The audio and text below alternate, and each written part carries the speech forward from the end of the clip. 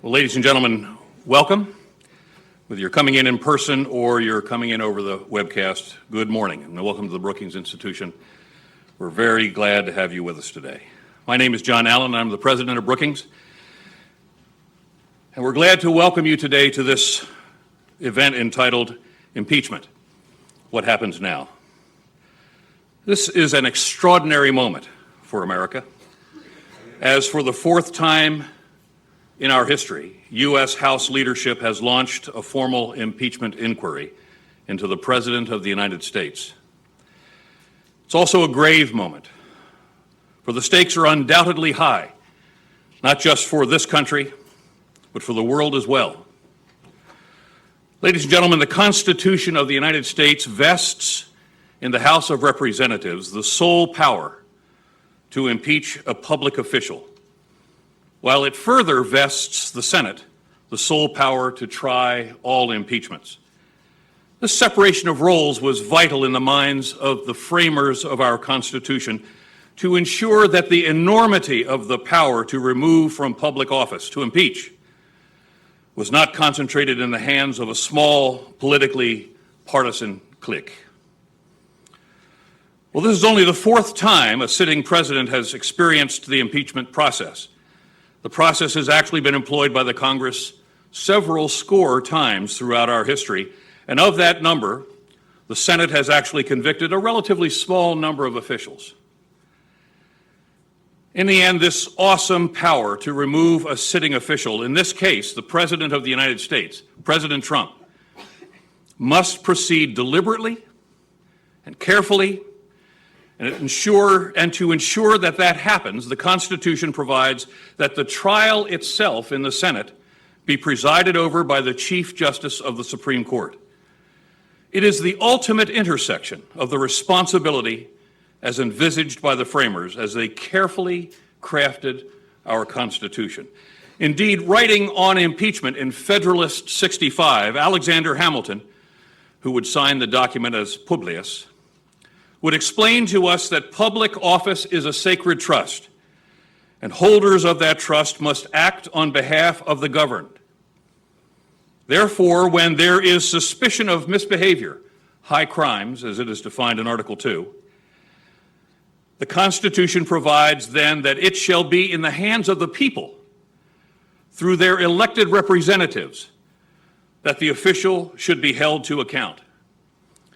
And all the elected officials of the United States legislature, the Congress of the United States, shall be involved in this process, and all will have a role in the context of the Constitution's intent, that their members be fully engaged in the impeachment process. So grave is this matter. So here at Brookings, our scholars want to play a constructive role in helping the American citizens understand how the impeachment process works, and what it is and what it isn't, and what's involved in the current inquiry. This event today is our initial institutional response, and over the coming weeks, we'll be posting a number of rigorous, fact-based op-eds, blogs, and research products analyzing the history, the context, and the dynamics by which the impeachment process unfolds. We will also be offering commentary on how things are proceeding in the here and now, and what people should be looking for along the way. And I expect you'll see some of our upcoming panelists, if you haven't already, on a variety of the news networks doing that very thing. All of our commentary will be readily available on our website, ladies and gentlemen, brookings.edu, under the keyword impeachment. I encourage you to take a look, as we've written a great deal already. Finally, ladies and gentlemen, if you've not read it, you'd be well served now to read the Constitution. Some still haven't. Article 1 captures much of this process that we're seeing unfold.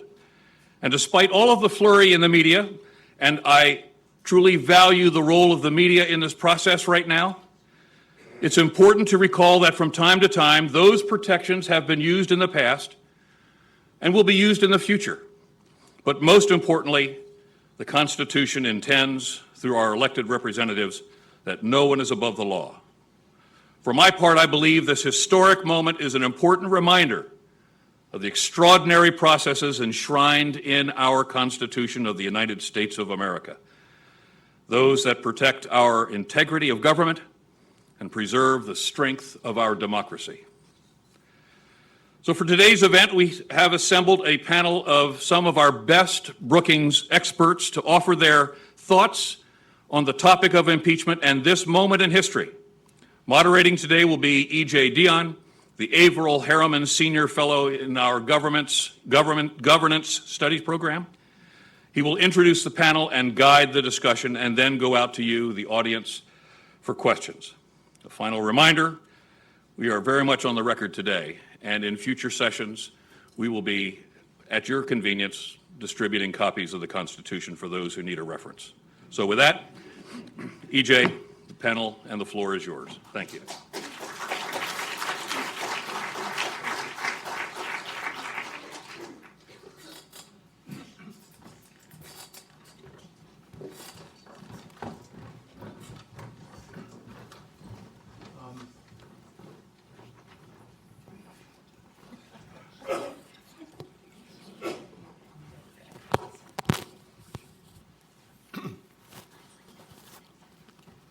Good morning, everyone.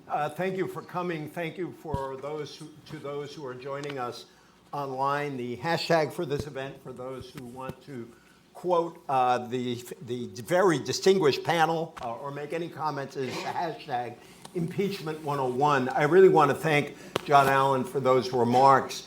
And I think that it would show the seriousness of a think tank if John Allen's remarks alone could make Federalist 65 go viral.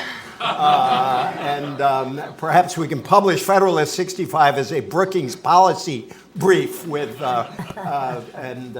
turn Alexander Hamilton into a temporary senior fellow. But thank you so much, because since Watergate, we've become almost accustomed to impeachment. But this doesn't make it any less serious or complicated. It involves, as John said, solemn constitutional issues related to accusations of abuse of power, and that loaded but ill-defined phrase, high crimes and misdemeanors. Our panel will try to define those for us or talk about how they have been defined at different moments in our history. But it is also inevitably political in both the very high sense of that word, and there is a high sense of the word politics, and the less high sense of that term, because public opinion matters, and the judgments of both House members and senators are inevitably affected by the views of their constituents, as they should be. But in the end, this is about how we govern ourselves, and to paraphrase Ben Franklin's much-quoted line, how we can keep our republic. So we are very blessed today to have a panel that is sophisticated on the law, on the Constitution, on national security, and yes, on politics itself. I'll introduce them, and I'll ask a couple of larger framing questions. We're going to go on and chat for a bit, and then we will bring you into the conversation. We'll have mics going around the room. I think everybody in the world now knows Susan Hennessy, a star of stage, screen, and Twitter. She is a senior fellow in national security and governance studies here at Brookings, is the executive editor of the Lawfare blog.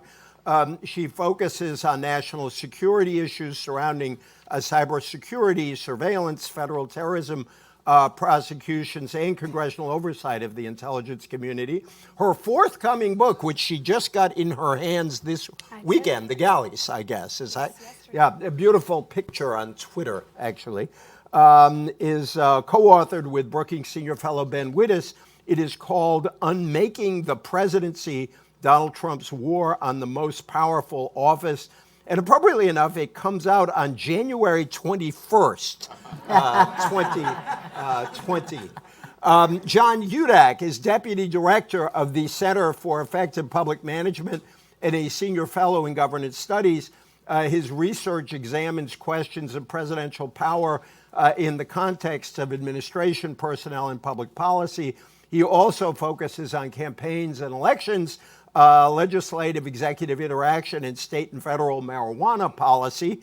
And I want to say that John also is a senior fellow who behaves in the best sense like a journalist. I can't tell you how many events I have run into John at where I did not expect to see him, but now I've come to expect him. So I miss you when you're not at every major political event in our country. Elaine Kmark is an old and dear friend. She's not old. I'm old. Thank you. Is a Nice dear. to clarify I always that. tell my children one of the only good things about getting old is you have old friends. But is a friend of a long-standing, a senior fellow in governance studies, as well as director of our Center for Effective Public Management. She's an expert on American electoral politics, government innovation, and reform. OECD in the U.S., OECD nations, and developing countries. She focuses her research on the presidential nominating system and has worked on many presidential campaigns. You just might tell us a bit about how in the world is this going to affect the nominating process in the other party from the presidents. And lastly, Margaret Taylor is a fellow in governance studies at the Brookings Institution. She is also senior editor and counsel at Lawfare. Previously, she was Democratic Chief Counsel and Deputy Staff Director for the Senate Foreign Relations Committee from 2015 to July 2018. It's great to have you with us. And she will tell us everything senators are privately saying about the choice they have to face today. I just want to ask what I think is the obvious question. This seems to have moved very, very fast. As of about 2.5 weeks ago, many of the leading folks on the Democratic side who were not for impeachment, including the Speaker of the House, were not for impeachment. And then the story about Ukraine and what President Trump said in that phone conversation broke. And we were at a very different place. Perhaps I could just go straight down the line and ask, has it moved as fast as it seems, or were there things working underneath? And why now? Why has this happened? Susan, please. So I think it has moved as fast as it seems. It certainly is moving very quickly in a very real and practical way. I think we have to acknowledge that support for impeachment in the House has probably been artificially deflated by the lack of public support by leadership. So there is something sort of pent up that is coming out now. But really, the reason why I think this has been the tipping point is it's an unambiguous example of abuse. This is the President of the United States using the powers of his office, the constitutional power to conduct foreign policy on behalf of the United States, in order to essentially, as alleged, extort a foreign leader into investigating a political opponent in violation of that political opponent's civil liberties and constitutional rights, not for policy purposes on behalf of the United States, but for the president's own personal political gain. And so this really is the sort of staggering nature of the alleged abuse. I think it's one of those cases in which you know it when you see it. And so that we've come to this point, we're seeing this degree of sort of rapid movement, I really think is just a response to the seriousness of the allegations, the seriousness of not just the allegations, but actually what has been confirmed by the White House itself in releasing the sort of summary transcript of the call. Thank you, John. I agree with everything that Susan said. This is such an unambiguous example of what a president can be impeached for. But what is also important is that it fits into a narrative that we have about the president, or at least that Democrats have about the president, with regard to the manner in which he conducts foreign policy, particularly in Eastern Europe and with some of the players who are involved there. But this also moved rapidly in part because there were questions about the president already in existence. It's not as if Democrats in Congress went from a position of believing that the president is good and righteous and is doing his job and upholding his oath perfectly, to use the president's word, but that there were all of these questions. And so when something like this happened, it was very easy for them to go to from a position of deep skepticism of the president to ready to impeach the president.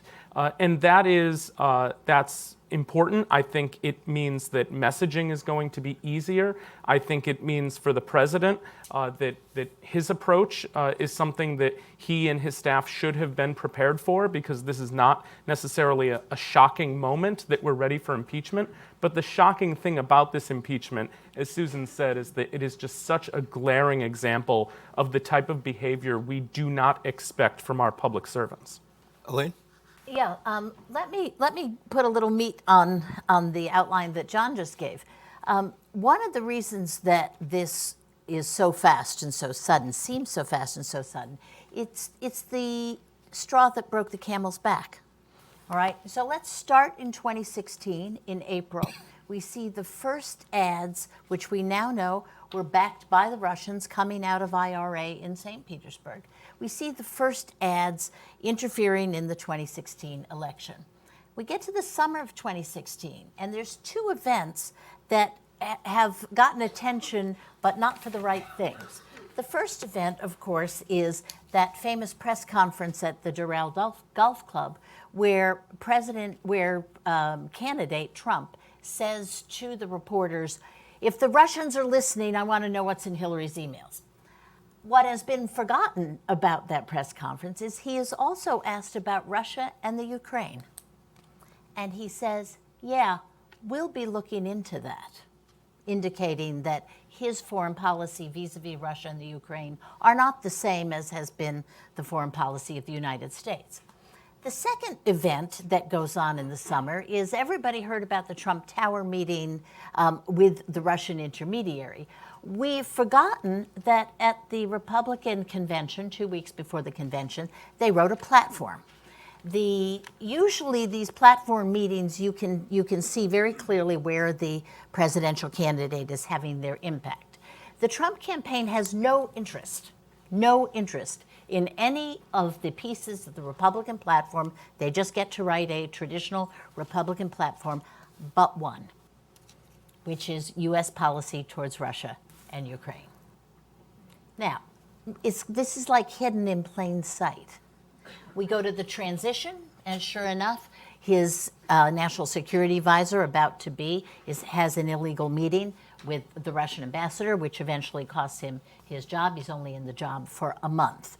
Okay, he fires Comey. The very next day, he meets with the Russian foreign minister and the Russian ambassador the next day, and he throws everybody out of the meeting except for the Russians. Okay, we're looking at something that's telling us something, and I think for a long time we didn't want to see what was going on. And then we get to the Helsinki summit.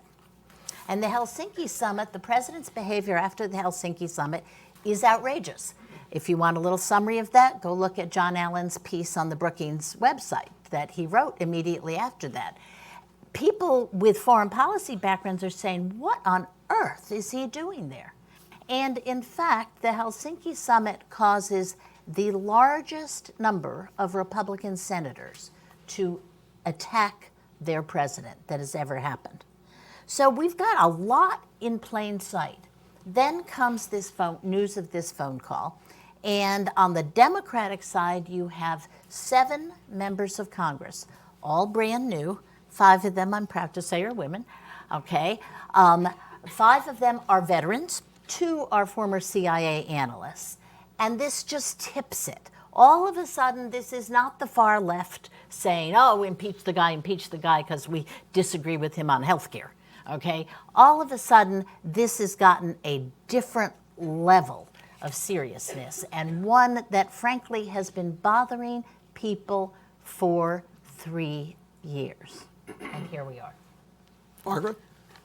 So I absolutely agree. I was going to be the one to talk about the freshman Democrats, but Elaine got in there in front of me. I had to end my timeline.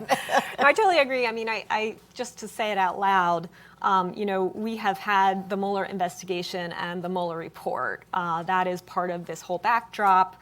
I totally understand that different Americans view the Mueller report in different ways.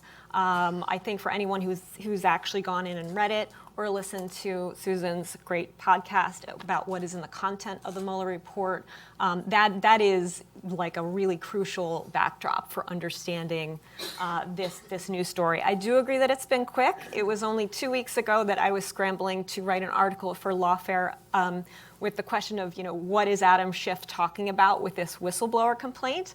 That was just a mere 2 weeks ago. Now we know a whole lot more. And I just would also say this set of facts implicates two really, important things that I think we hadn't really seen before necessarily. One is, getting a foreign government to interfere in our elections, and obviously that was part of the Mueller report, but here it's like in our faces, and that goes to the heart of the sovereignty of our democracy. Who will decide in our elections who will represent us as president? Who will decide these questions? And we as Americans have always thought we will decide. But this particular set of facts seems to have the president putting that into some question. The second thing, and this goes to Elaine's point about the 7 freshman Democrats who have national security backgrounds, this set of facts implicates national security. I just want to say, I've worked in foreign policy for a long time. Our assistance to Ukraine and our support for Ukraine is crucial to the continued existence of Ukraine.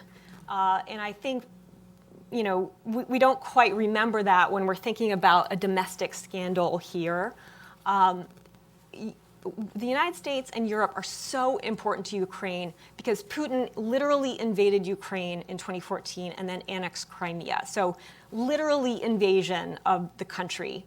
That is why they are so dependent on the West, Europe and the United States. And the idea that the president would use that crucial assistance that Ukraine needs to protect itself from Russia as part of a sort of scheme to help the president's reelection really is a crucial national security issue. And I think that is something that is different, and it's made it move fast because it is a national security issue.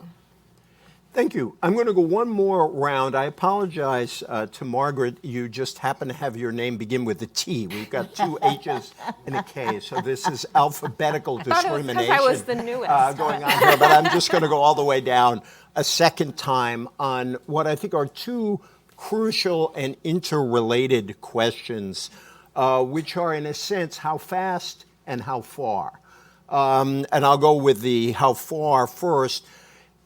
We were talking before the event about how articles of impeachment look, how Congress decides what to impeach on, how many articles to have, how broad, how narrow. This in turn implicates how long this process might be. I wonder if you could all talk about how the House is likely to go about making these decisions. What are the splits which we are seeing between broader or narrower or something in between, and then talk a bit about the time. And again, I'll start with Susan and go down the line. Yeah, so I think this is really a critical question, and it's important that the House really anchors sort of its impeachment inquiry and understanding this is a grave and very serious constitutional responsibility. So it needs to be really, really disciplined. Impeachment is not an airing of any and all grievances against the president. It's not a mechanism to achieve things where you can't build a legislative coalition. It is a very, very serious, unique remedy in cases of sort of serious abuse. And so whenever you think about what actually might fall within those articles of impeachment, we're seeing a huge span right now. Some people arguing just moving forward on this narrow Ukraine call, all the way to people saying sort of include family separation, everything that we've seen this president do. So whenever we think about sort of what should be in articles of impeachment, you want to think about 2 things. One is you want unambiguously impeachable conduct, and you want unambiguously strong evidence. So we have some areas in which there is very strong evidence, but it's not clear that it's impeachable conduct. So, and evidence of wrongdoing.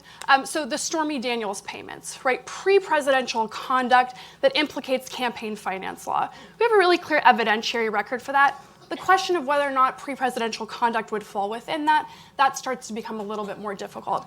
The emoluments clauses violations, very, very serious questions. some open questions about the Constitution. Congress hasn't yet taken steps to sort of pass laws. That's going to be more difficult to make the argument. Genuine policy differences, even things that we might find personally abhorrent, like the policy of family separation. That is a policy difference, a policy disagreement. You don't get to impeach for that. Then there's a different sort of category, and that's very unsatisfying to people to sort of leave that on the table. There's another category of plainly impeachable conduct in which the evidence isn't quite strong enough. So the president reportedly has offered people pardons in exchange for violating the law in the context of border security. Unambiguously impeachable conduct. The record is a little bit murky right now. Maybe he was kidding, maybe he didn't say it. So we have to ask ourselves, all right, putting all that stuff aside, what are we left with when we think about unambiguously impeachable and very, very strong evidence? The answer to that question is a lot. So the first one, is obstruction of justice. And so this is sort of the big questions that remain at the conclusion of the Mueller report. Now, not every episode of obstruction of justice is very, very strong, but there are two or three that are sort of unambiguously meet the statutory requirements. We would expect to see Congress potentially impeach for that. Abuse of foreign policy powers, right? So using the foreign policy powers for personal gain, that's an abuse. Inviting foreign interference in a US election, that's an abuse. The targeting, the violation of the oath of office for targeting political opponents for investigations, not just in this foreign context, but also things like directing the Attorney General to investigate Hillary Clinton's emails, right? That is not an appropriate use of US law enforcement. Obstruction of Congress, right? The refusal to reply to subpoenas, the frivolous assertions of privilege over people like Corey Lewandowski, that is obstructing Congress and its function. And then the last category is lies to the American public. So this is something we saw in the draft articles of impeachment for Richard Nixon, articles of impeachment against Bill Clinton as well. Lying to the American public is not a crime. It is impeachable conduct. It does erode sort of basic democratic accountability. And there is a very long, very strong record that could also support an article there. Wow, they're going to be busy. The question, Susan, just to sharpen the question as we go down, Susan has laid out what probably 10 articles of impeachment perhaps in that list. Yet within the Congress, there is real pressure, particularly from vulnerable members, or vulnerable Democrats who came to this decision only after the Ukraine event, that it should actually be focused only on the Ukraine-connected articles. What say you, John, about what makes sense to you and what you think they're likely to do? Well, as you said at the outset, EJ, impeachment is both a legal constitutional issue, but it's also a political issue and a political action. And Susan laid out beautifully the legal and constitutional side of this, but for Democrats in Congress, particularly the Speaker as well as Chairman Schiff, they also have to think about the politics, and the politics are multifold. They involve a presidential election. They involve the standing of Democrats before the American public. It involves as well these vulnerable Democrats who we've talked about already and what they are likely to do. It also involves the optics of an eventual impeachment vote. If the Democrats put 70 articles of impeachment up and they impeach on 5 of those, the president is going to chalk that up as a win. 65 to 5. Exactly, right? If they put up 6 or 7 impeachment articles and he's impeached on 5, that's a much harder point for the president to make that he's actually won. And so the politics are going to be important, and the narrowing to the issue with Ukraine, the situation with the president's conversations with Ukraine, as we've said, are clear examples of that abuse. They are abuses that have put almost every member of the Democratic caucus in the House in a position to be ready to proceed with impeachment hearings.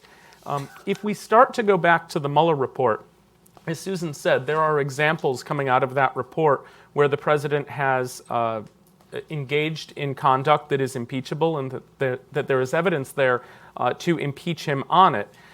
But a lot of Americans will see this, and certainly the president will see this as old news, as something that is not worth that kind of attention.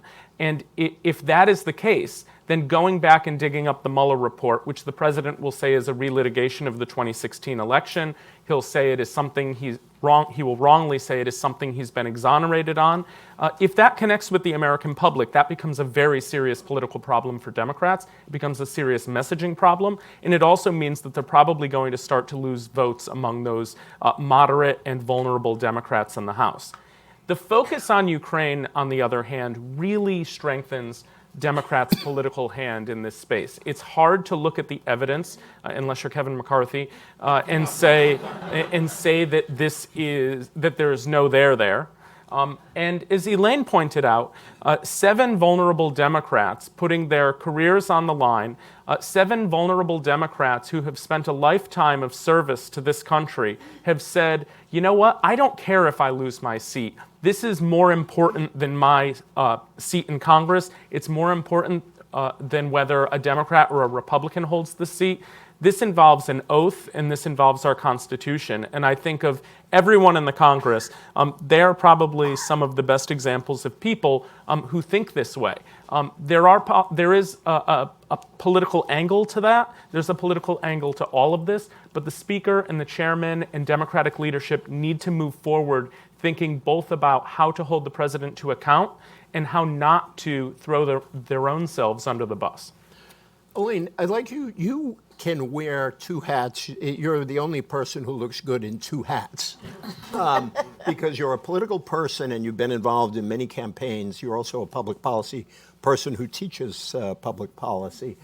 Do you see a conflict between these 2 sides of yourself in the conversation about impeachment? Susan made a very powerful case for quite a few articles related not just to Ukraine, but to other matters.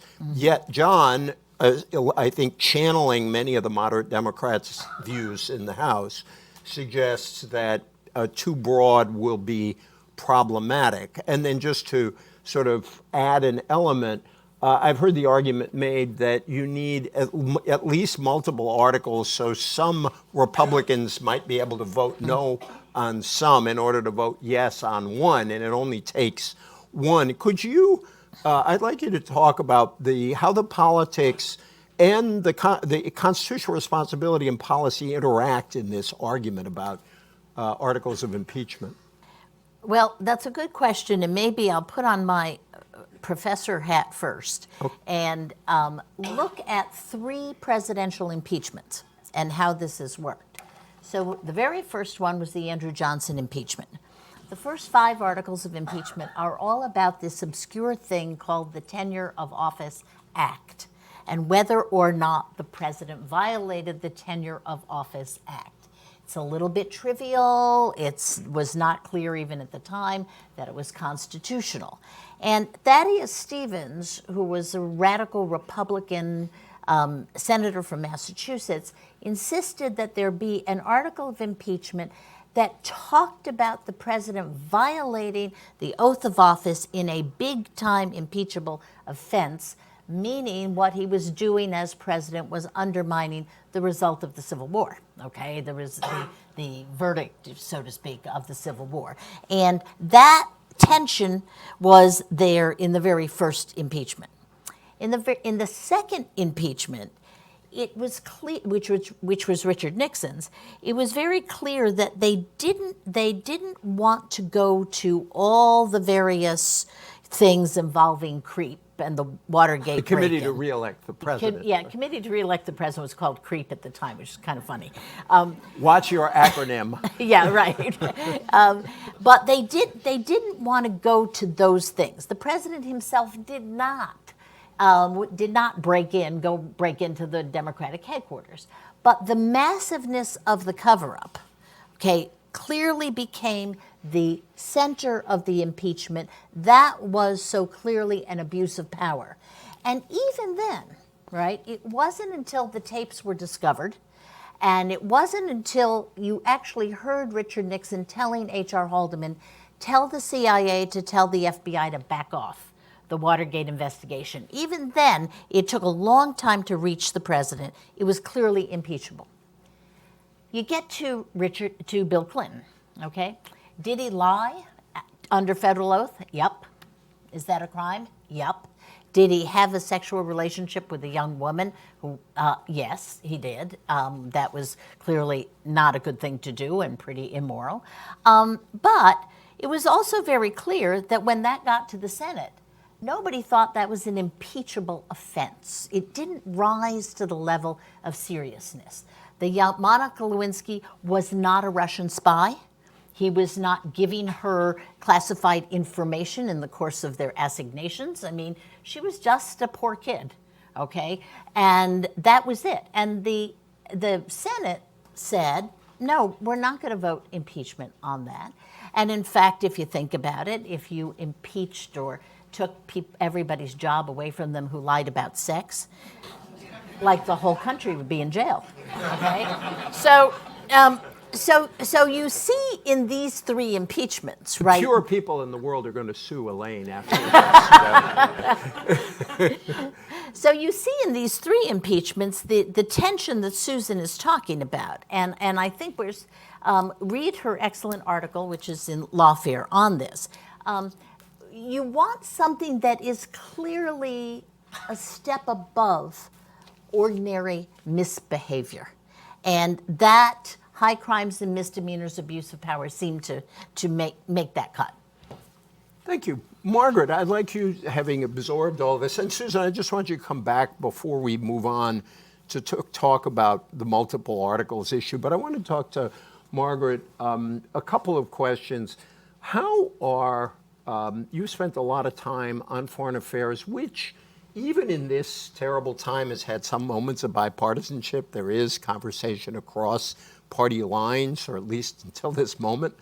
I think it was Mike Murphy, the Republican consultant, is the first person I heard say it. It may have been someone else, that if you had a secret ballot in the Senate, 30 Republican senators would vote to impeach Donald Trump. I'd be curious if you could talk about what your sense is of where some or many Republicans are on this, and weigh in on the question of how Democratic senators looking across to their House Democratic colleagues, if they could give advice to the House on what to do and not to do, not just about articles of impeachment, but also about how to conduct this, what might they say? So in terms of where Republicans are on the Senate side, what I've noticed is there's a lot of sort of saying one thing sort of anonymously to reporters, and so sort of privately, but they're doing a different thing publicly right now, with a few very sort of minimal exceptions along the lines of Mitt Romney. I think Ben Sass said, maybe we shouldn't circle the wagons so fast. So there is this dichotomy, it would seem, between what a fair number of Republican senators are saying privately and what they're saying publicly.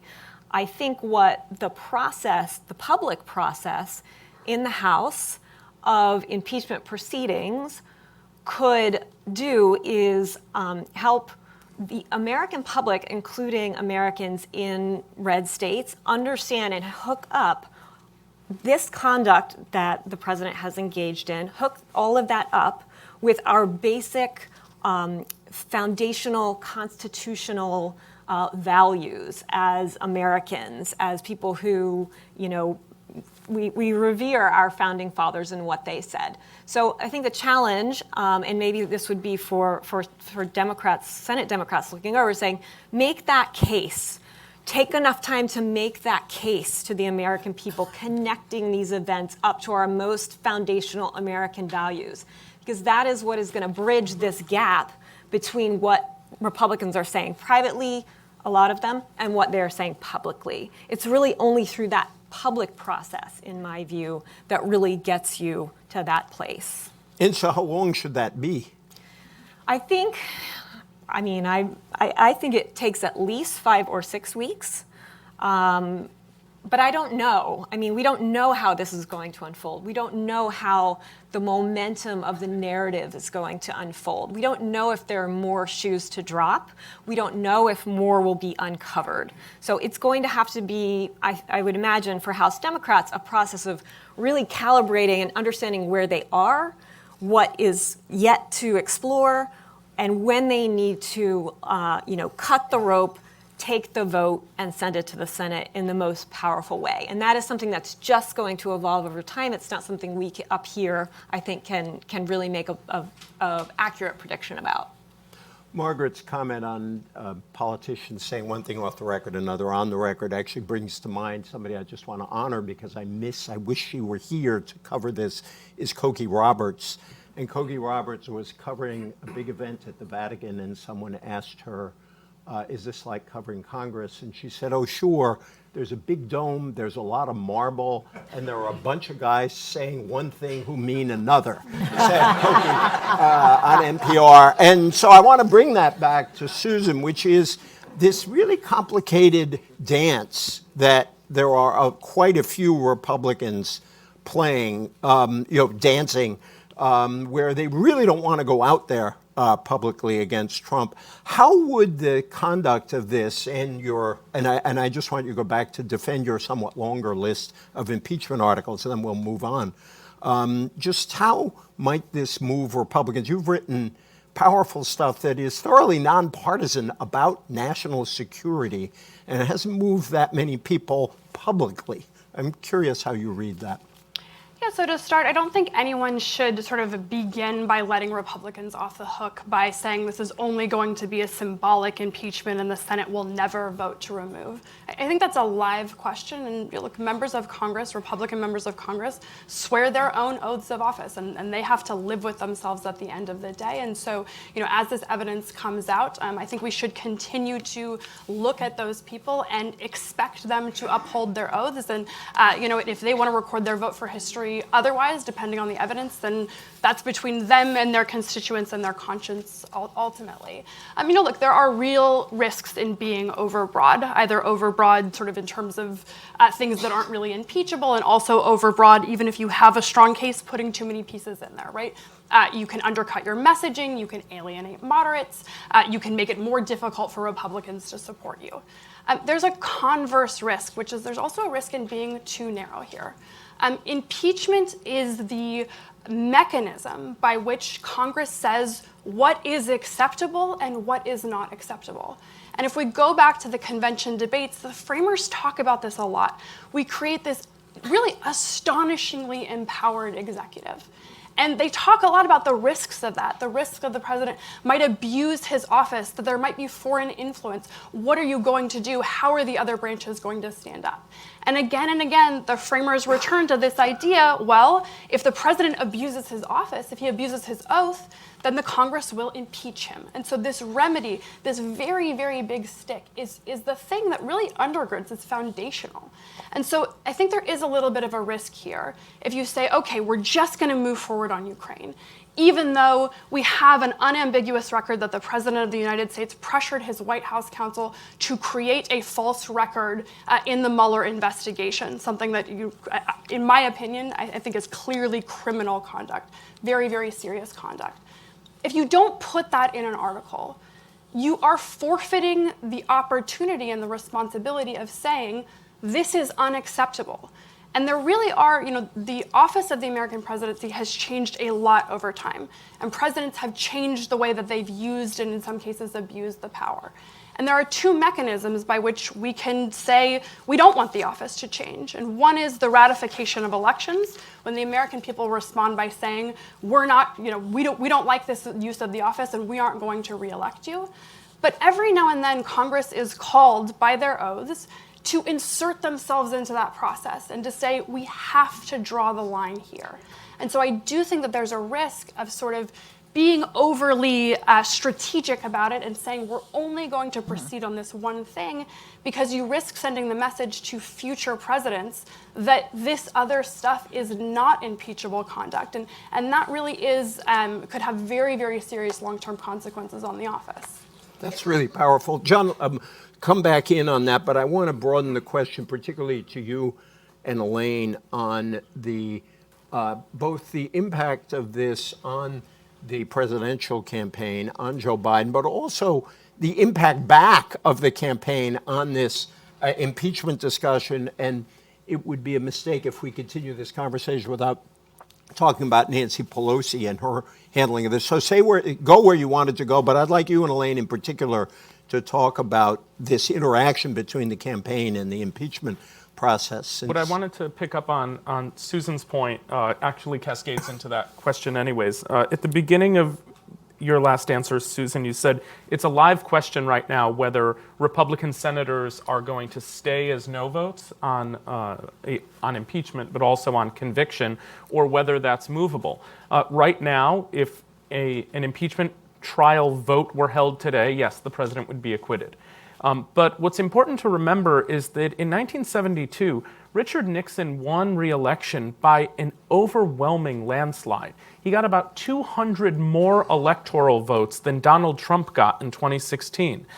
During his first and his second term, Richard Nixon had job approval ratings that were astronomically high relative to what even this president's best approval ratings have been.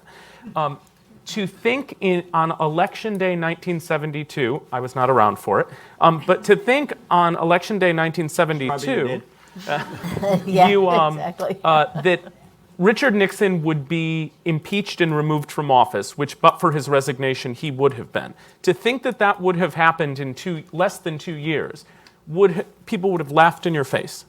But alas, the evidence was built, the tapes came out, and movement happened within the Republican conference and the Senate. So and granted our politics is different now than it was in 1974, but this idea that there is nothing that can come out that will move a Republican senator towards voting to convict the president, I think is foolish. I think Susan's point is a strong one. That is an open question. We're not there now, but the first day of the Watergate hearings, we weren't there then either. And so to answer the next question you posed, DJ, there's a big question mark about what this is going to mean for congressional elections in 2020, for the presidential election in 2020, what it's going to mean for Nancy Pelosi's political standing nationally, in her party, and for her legacy, because we just don't know how this plays out yet, how much more, as Margaret said, how much more we're going to learn as these inquiries continue,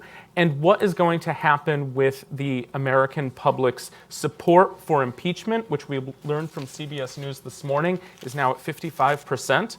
Or at Support least for an impeachment inquiry. Yeah, is it 55%? And what the president's standing and what the party's standing is going to face. This could be something that is politically very challenging for Democrats come 2020. But if we end up in a similar situation to the one we were in August of 1974, it's going to be a very difficult position for President Trump and for congressional Republicans who continue to offer him unwavering support. So all that is to say, we don't know, but obviously stay tuned. The next 5 to 8 weeks is probably going to tell us a lot more about the 2020 presidential election than the last 3 years have. Elaine, just to cite those CBS numbers as you go into it, among Democrats, not surprisingly, the question is, does President Trump deserve to be impeached over Ukraine? Democrats, 75 yes, 8 no, 17 too soon to say, huge margin. Independents, 35 yes, 41 no, 24 too soon to say. Not surprising, independents are less certain. But then the Republican numbers are fascinating to read because on the one hand, not surprisingly, 70% say he does not deserve to be, but 16% of Republicans say he does, and another 14 say it's too soon to say. I read those numbers as not great for the president going into this right now. Am I wrong about that? And if you could take it forward from there. I think there's two things to say about the Republicans, and then I'll go to the Democrats. I mean, you have to remember that on the day Richard Nixon resigned from office, he had a 24% approval rating. Presidents don't ever go down to nothing. Right? There's just too many people who are invested in their vote. Okay, so the question, I have tried this out with a couple members of Congress. The question is, at what point does it unravel? Now, the president goes between 38 and 45% approval ratings, right, in the public. most people think that if he gets to 30, he's in big trouble. Okay, so keep that in your mind. Keep 30%, where his approval rating drops. Second thing is to switch to the, and by the way, when his approval rating drops at that point, it does affect some Republicans. And you don't need all Republicans to impeach. You need 20 Republicans to impeach. To convict, 20 Republican senators to convict. You don't need any Republican House members to impeach because the Democrats have a large majority. Switching to the Democrats, prior to last week, Nancy Pelosi looked at and looked after what she calls the majority makers.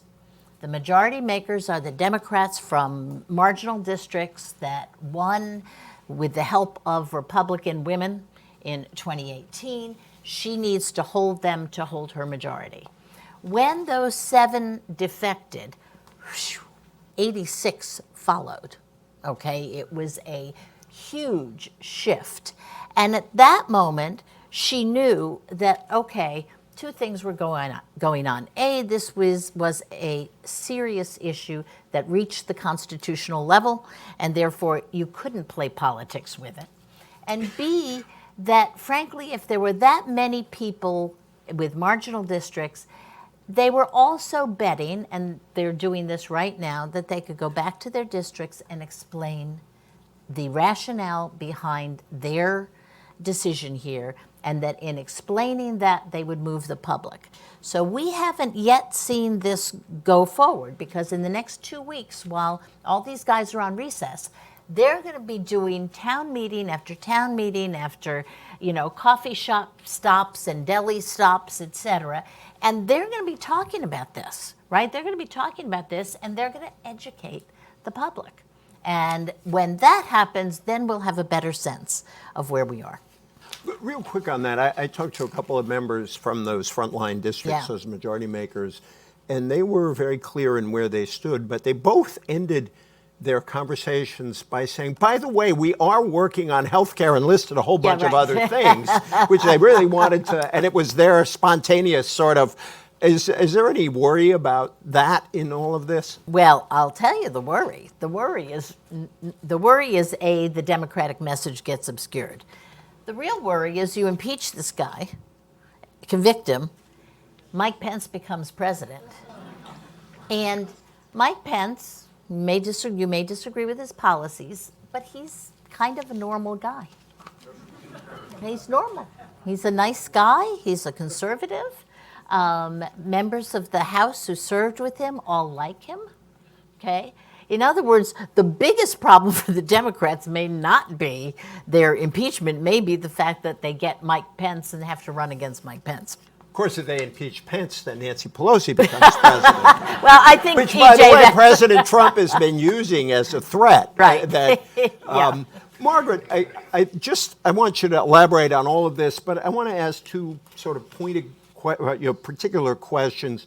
One is House Republicans, Kevin McCarthy, Doug Collins, and others, have been saying that there's some doubt about the legitimacy of this inquiry because there was no full House vote on calling it. Is there any legitimacy to that? And second, let's say the House impeaches, and I think maybe all of us agree that, all things being equal, there probably are votes right now in the House to impeach the president. I think it may have been before all of this, but they weren't announced. But there certainly are now. If the House impeaches, what are Mitch McConnell's options? Can he just say, I'm not doing anything about this? If you could take those 2 questions. Sure. So you're right, there has been this sort of ongoing discussion, because if you recall, when Nancy Pelosi came out in support of an impeachment inquiry, there was no full House vote associated with a specific inquiry by the House. It was like Nancy Pelosi essentially coming out and throwing her weight behind the impeachment inquiry, signaling to the caucus that she would be inclined to vote yes on impeachment.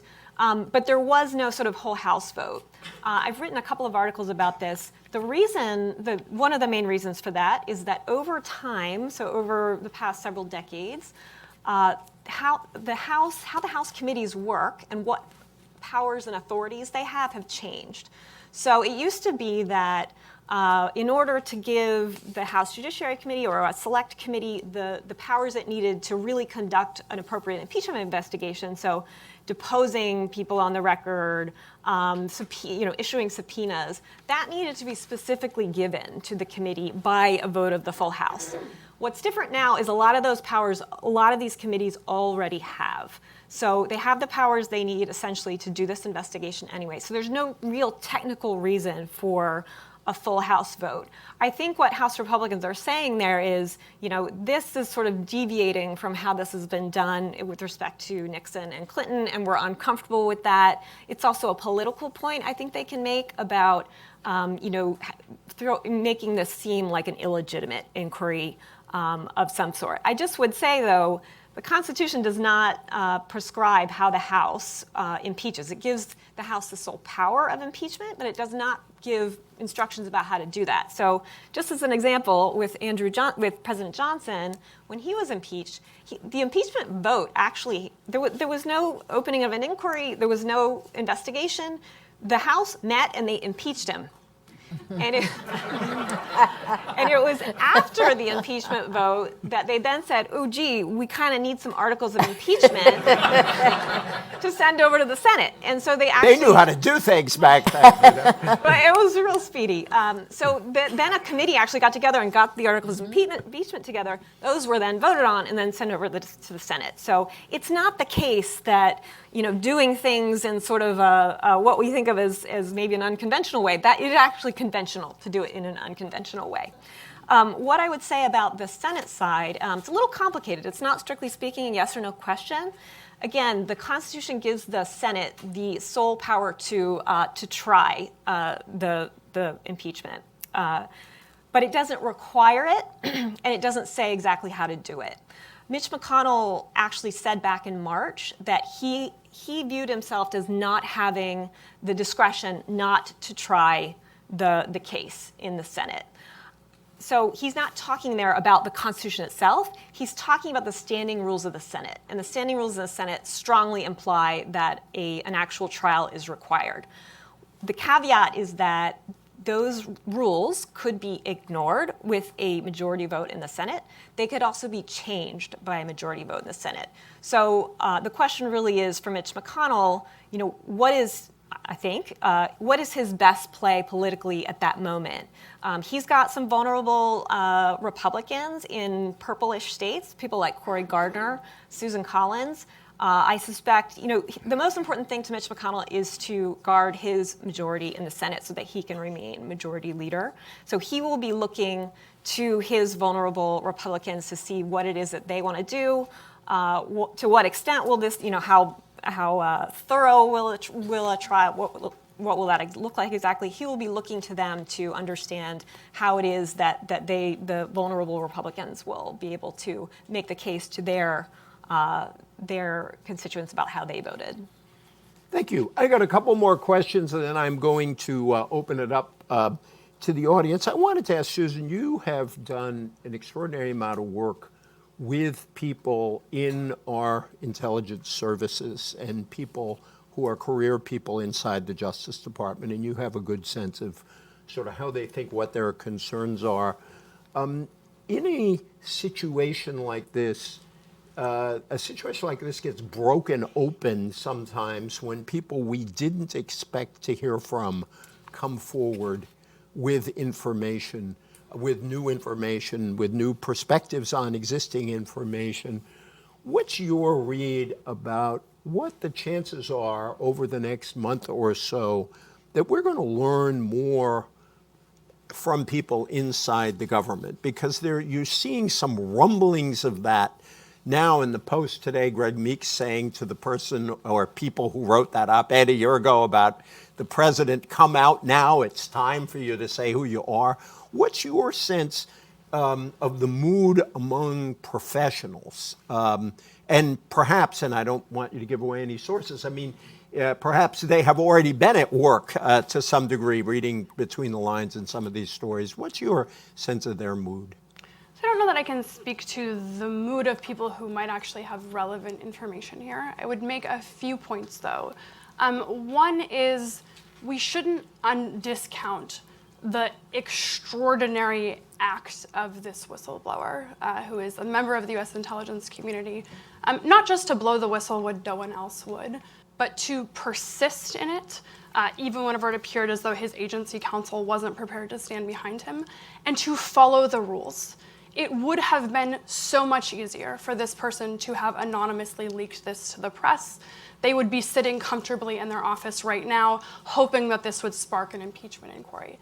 The fact that they followed the rules, that they upheld their own oath, that is what pressured the White House to release the transcript. That is what empowered other branches to essentially have the courage to use their own institutional tools in response. And so I do think that we should recognize sort of that this was, it's a brave act. It's an act that is certainly going to have consequences for this person. And by doing that, it's what set this all in motion. The flip side of that is it's pretty astonishing as we hear more and more that there was only one whistleblower. And to think that all of this was going on for this period of time, including representations being made to Congress about why appropriated funds were being frozen. The executive branch appears to have not been candid with Congress about why these funds to Ukraine were on hold, representing that it was sort of an interagency process issue. It's a very, very serious violation. And so it is a little bit troubling that there was only one person without sort of taking away their extraordinary courage. This brings us to the question of who might step forward now. We've seen this White House use this notion of executive privilege as a sword and a shield. And every time Congress comes up and tries to subpoena somebody or tries to demand answers or document production, the White House says executive privilege. And they assert it in legitimate cases, and they assert it in frivolous cases, and they assert it in bizarre cases where you can't even understand what the argument is. For example, Corey Lewandowski and sort of others. And so executive privilege as a stonewalling technique is a really, really powerful tool because it leaves Congress in the position of, what are we going to do? We can go to court, we can try and litigate and pry these documents. It's going to take months and months. But executive privilege only works when the person who is supposed to testify agrees with you. Executive privilege, you can't use it to prevent someone from testifying. And so whenever we're talking about former officials, so people who've already been fired by the White House or have left the White House, Congress has now a valid legal argument that there is no privilege and that they have an obligation to testify. The White House will make its legal argument that they shouldn't be testifying under executive privilege. And those people are going to have to make a choice about whether or not they want to talk to Congress. And so I do think that we are going to see a potentially different set of choices being made. That's one of the things that's so significant about this impeachment inquiry, whether it's formal or just sort of having the momentum of the speaker's endorsement behind it. It shifts the burden because now, instead of Congress saying, pretty please comply with our subpoenas, they can demand that people provide this testimony. And if they refuse to do so, can use that refusal by the White House as the basis for additional articles of impeachment. So I do think that we will start to see a dramatically different amount of people sort of being willing to testify and leaning forward into the process. I've just decided I should circulate a petition to see if we can make Susan an ex officio member of one of these committees. Thank you so much. I have two questions that they are unrelated, but I want to just put them to the rest of the panel, and then we'll. The one is, does anyone want to take a crack at defining high crimes and misdemeanors, which is basically compromise language put in during the Constitutional Convention? Or do high crimes and misdemeanors mean whatever Congress decides high crimes and misdemeanors are? The second question is on the obligations of the media in all of this, and particularly in light of critiques of the media during the 2016 election. You had, for example, just to pick one example, Joe Biden's campaign, some people wrote a letter saying every time you got to stop having Rudy Giuliani on because he's saying things that are untrue, and if you have him on, you need somebody from us. What are the media supposed to do in all this? So real quick with each of you, and then we will open it up. I will only ask people I don't blame you for wanting to give speeches on this, and we are lucky enough to be up here so we can sort of do that. Please keep your questions short so other people can come in, because there are a lot of people who want to do that. I honor your citizenship rights, but please help us out. So Do you let's, want to start with? you want to go up this way? Yeah, why don't we start? Sure. So, on the high crimes and misdemeanors question, I will just say, again, because it needs to be said out loud and over, it is not the case that a crime must be committed in order for the president to be impeached. Even though it's high crime and misdemeanor, don't be confused that there has to be an actual crime under the laws of the United States. It's also not the case, in my view, that the House could say, we're going to impeach the president today because he's wearing a yellow tie, and we do not like yellow ties. That is not a legitimate exercise, in my view, of the impeachment power. Even if sort of technically they could do it, I don't think that would be consistent with the oath of office that members of Congress have taken. So what is a high crime and misdemeanor? It has elements of of legal issues undergirding it. It has a large policy overlay. And then I would just quote Alexander Hamilton, who says, "They are those offenses which proceed from the misconduct of public men, or in other words, from the abuse or violation of some public trust. They are of a nature which may with peculiar propriety be denominated political, as they relate chiefly to injuries done immediately to the society itself." So that was Hamilton's sort of, when they were going around trying to convince the states to ratify the Constitution. That was how he was explaining it. And I think that's a good way to think of it. Thank you. Elaine. I think Margaret did it. I mean, I think when you get to that question of abuse, okay, remember that the entire structure of the Constitution and the entire history is about preventing the President of the United States from being able to be a king or an autocrat or a dictator. Or a foreign agent. Or a foreign agent. Yeah. Just randomly. Randomly, right. And so the whole structure is the checks on presidential behavior.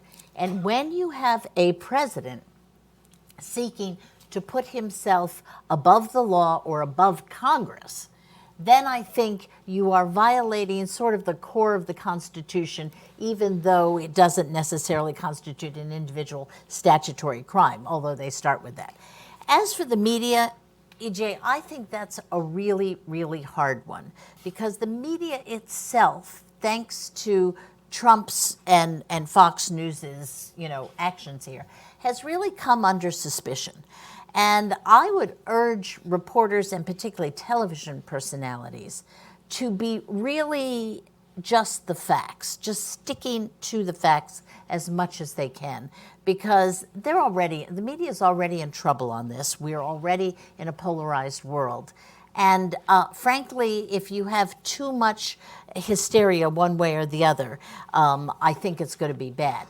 The good thing about what Pelosi has done, and I hope the House will move very, very quickly, is that Pelosi now has to control the narrative. She has to keep rolling out information along with the kind of revelation Susan was referring to coming perhaps from the executive branch. There needs to be hard news, and not the endless speculation which lets people say, oh, that's just their opinion. They're just lying to us as usual.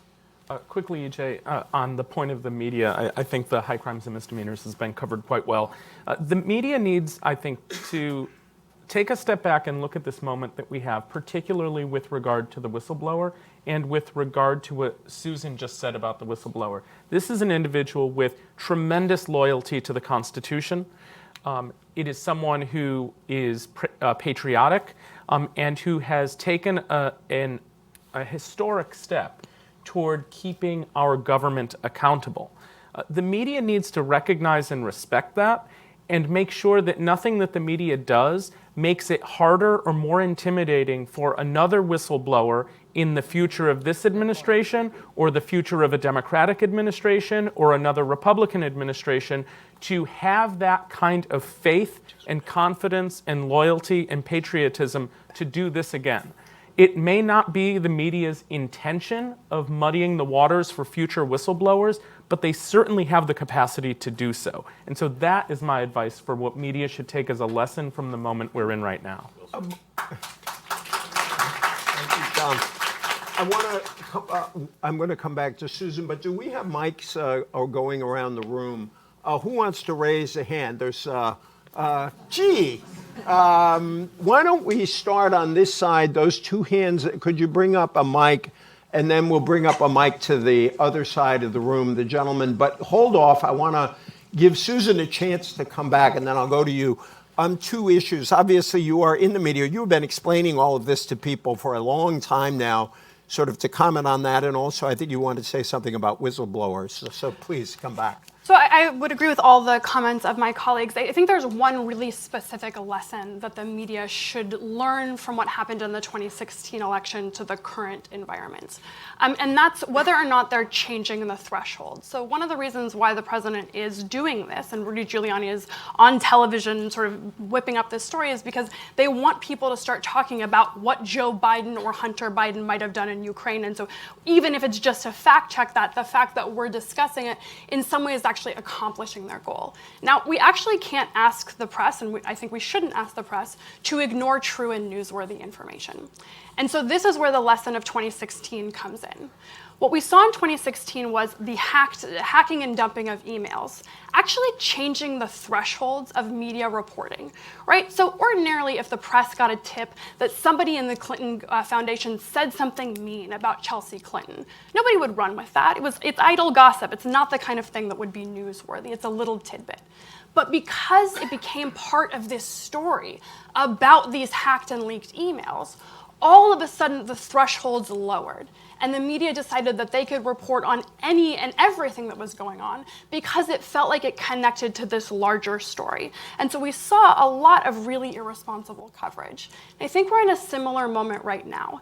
The answer for the media is not to plug its ears and say, we aren't going to report on anything about the president's accusations against anyone, no matter what, if they're illegitimate.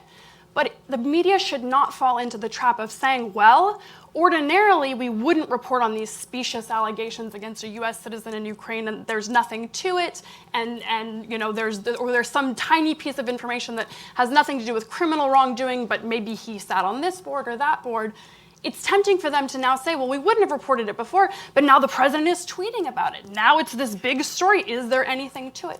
And to once again lower the threshold in a way that suddenly becomes sort of open season. And so what I would urge people in the media to do is make sure that they are continuing to preserve the same thresholds for what is genuinely newsworthy coverage.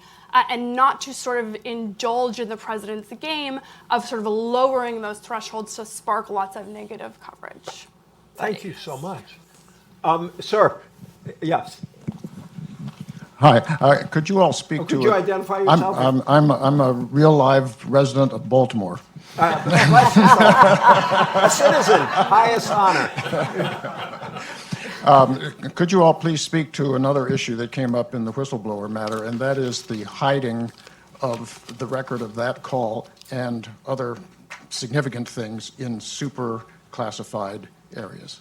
And could you pass the mic to the gentleman next to you so we can collect a few questions at a time to get as many people in as we can?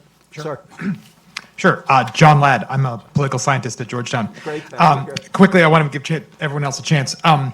I totally agree with Susan's criteria for what should be in impeachment articles and what shouldn't, and I just wanted to press her slightly on whether emoluments or some aspect of emoluments pass those. Because it seems like they do to me, in that there's a very clear clause of the Constitution forbidding them. There's even a slight connection to this scandal in the fact that the beginning of the call, the Ukraine president mentions that he's paid the requisite bribes at the Trump hotel, so maybe we should be all set. He mentions that, and and it's been ongoing fairly in the open. So I wonder why you think that doesn't fit, because you mentioned you thought it doesn't fit the criteria. And John, in light of the media question, please tell people the title of your recent book on that subject.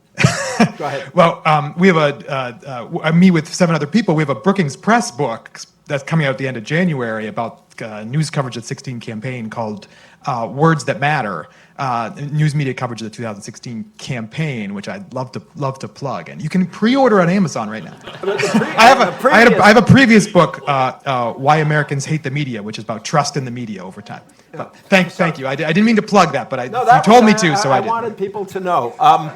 Two good questions, and then we'll go to the other side of the room. Who wants to jump in first? Can Go I ahead, jump Elaine. in on?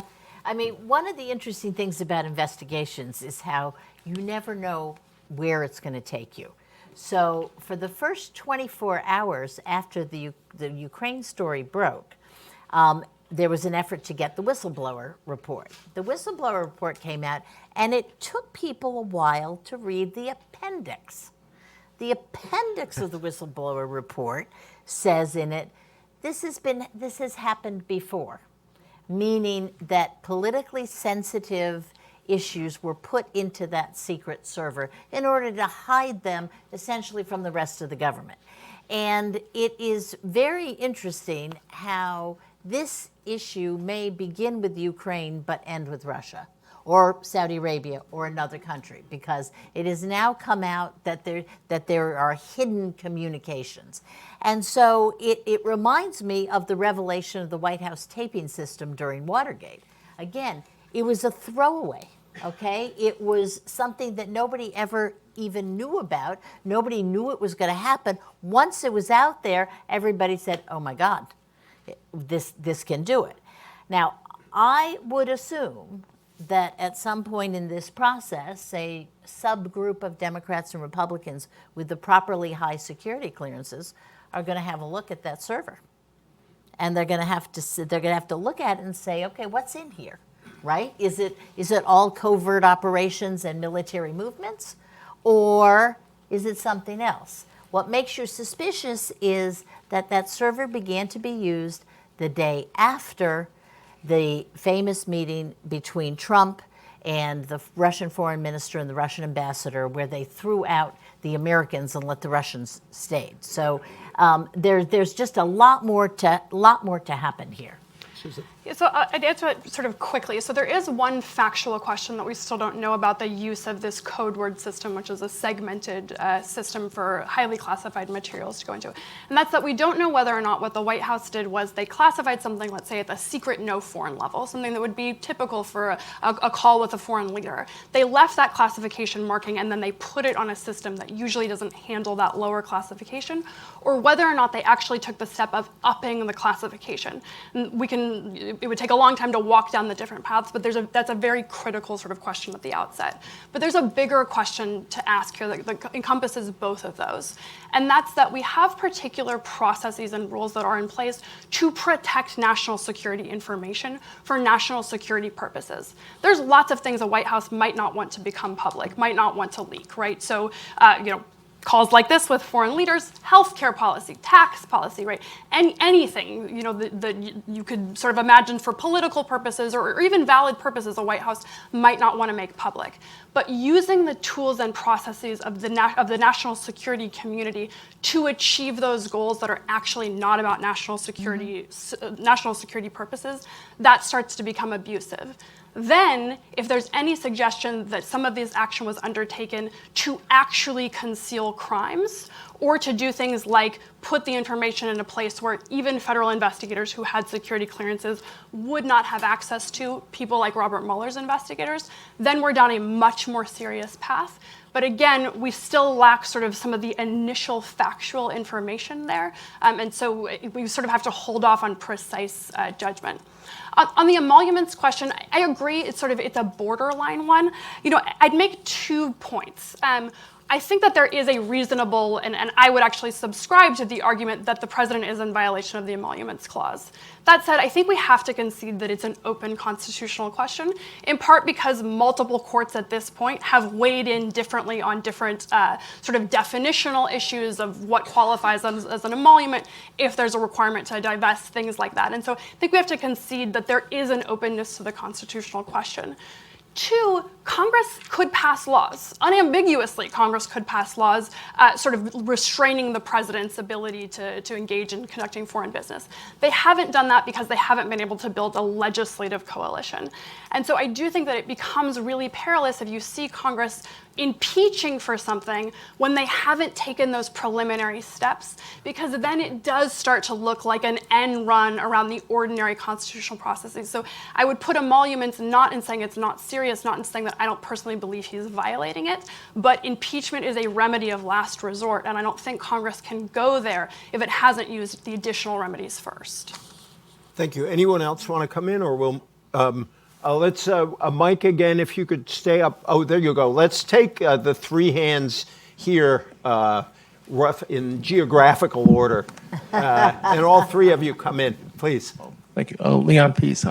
My question is, since the impeachment is a political versus a legal trial, in the previous impeachments, unlike previous impeachments, this president has the ability to communicate directly with each and every voter throughout the process.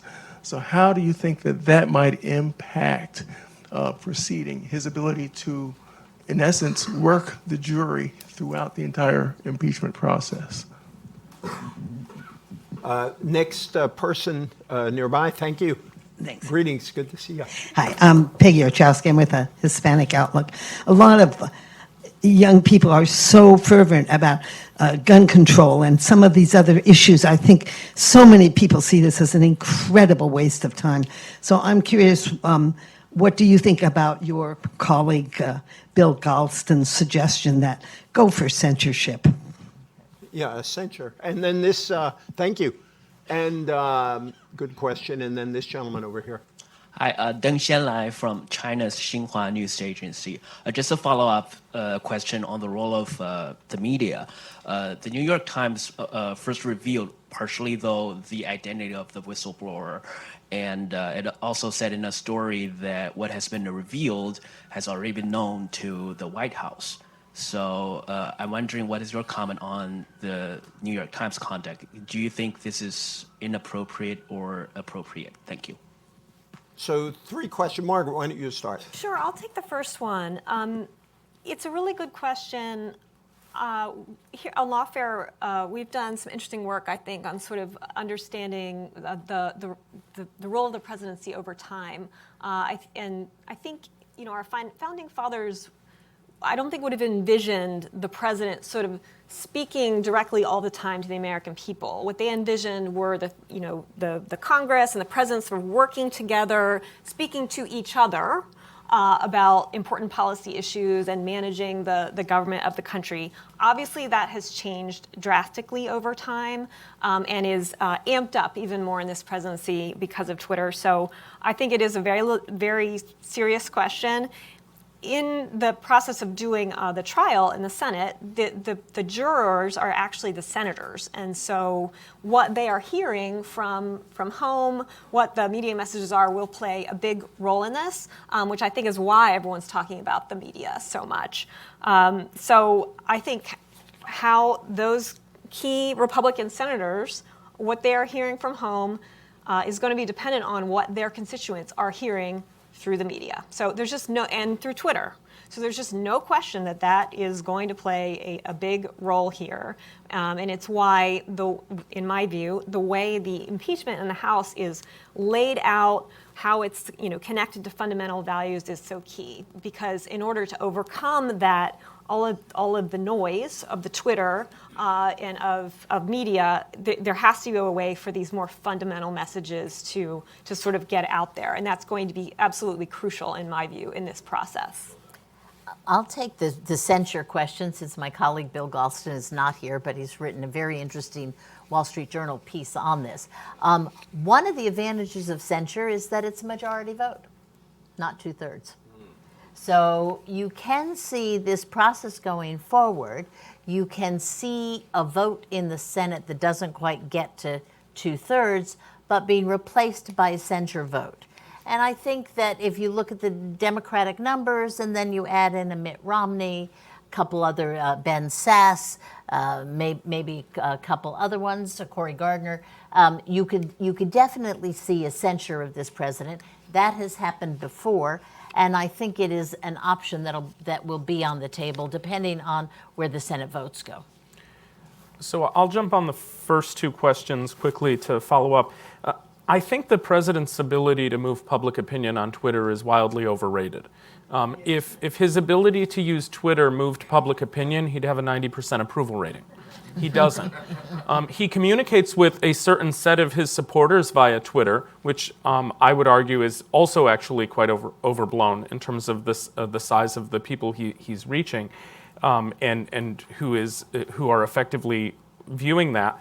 But other sources, Democrats, Democratic presidential candidates, and others are going to have just as much power to reach people via the same means. And so it will be a communications war, and impeachment will be, and a trial as well. And yes, the president has a unique approach to Twitter, and in many ways, I think he's built his own popularity in part because of it.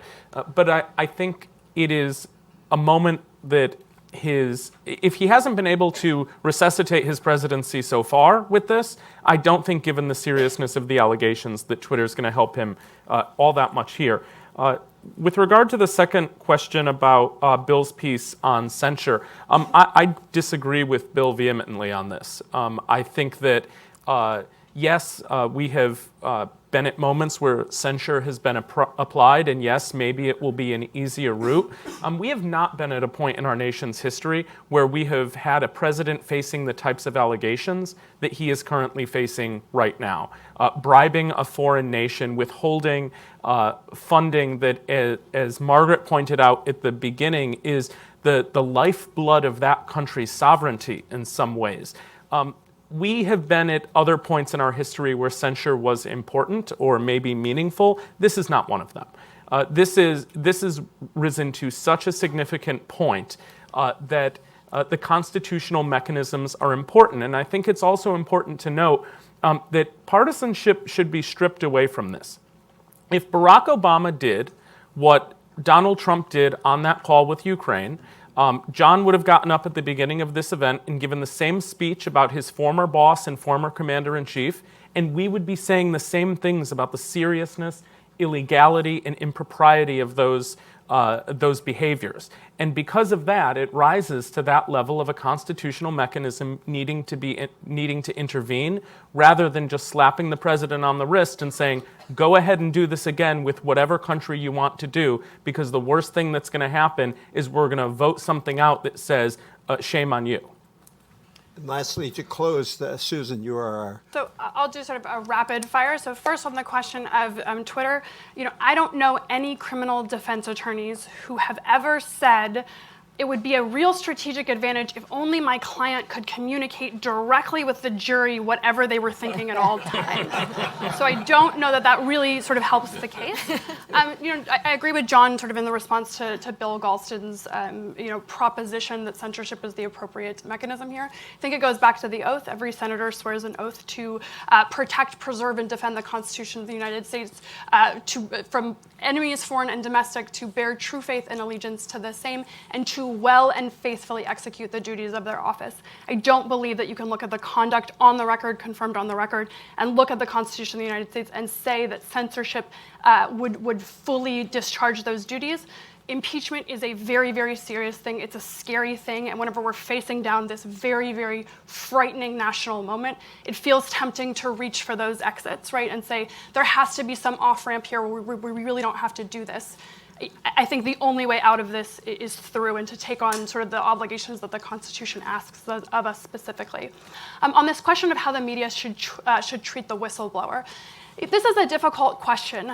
So the New York Times has been really criticized for giving some details about where this person worked.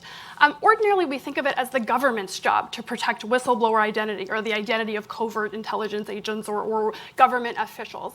And usually the media would print that information unless the government could really convince them there was a very, very serious, credible threat against someone's life, essentially. And this wouldn't really sort of meet that threshold. Whenever I put that argument out there on Twitter over the weekend, a New York Times reporter, a New Yorker journalist, Ben Taub, who covers Syria, responded by saying this person is actually, they're a dissident. Whenever your government is attacking the person, failing to uphold their obligations, the media's obligations is to treat them as a dissident. I actually thought that was a really, really powerful counter-argument, and one the media might want to grapple with, of what exactly are the rules that apply in this kind of situation.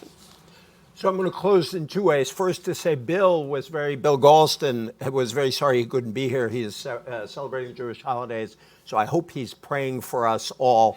And for those of you who want to look at his piece, it's on the website. And what's good about this is it shows that there are no lockstep positions here at the Brookings Institution, and we do argue with each other. Secondly, John Allen began with Hamilton, so I thought I'd end with Hamilton. And unfortunately, I can't rap it. I'm not good at that. So I'll just read it straight up. This is from the famous 65. The delicacy and magnitude of a trust which so deeply concerns the political reputation and existence of every man engaged in the administration of public affairs speak for themselves.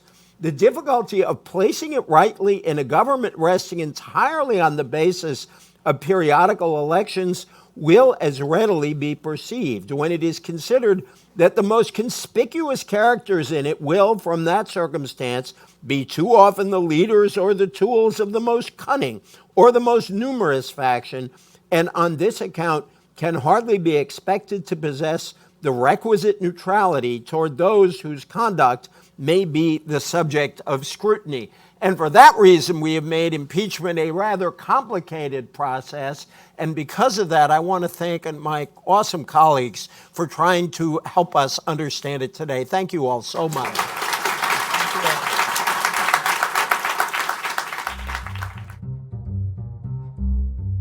Thanks for watching. Be sure to like and subscribe for more videos from Brookings.